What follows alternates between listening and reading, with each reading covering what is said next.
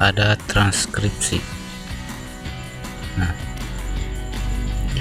langkah yang harus diambil di lain waktu itu salah satunya adalah tambahkan transkripsi untuk rilis Anda. Transkripsi itu adalah subtitle ya kawan-kawan, jadi rilis yang punya subtitle itu lebih bagus ya. Oke, sekian dulu dari saya, semoga bermanfaat.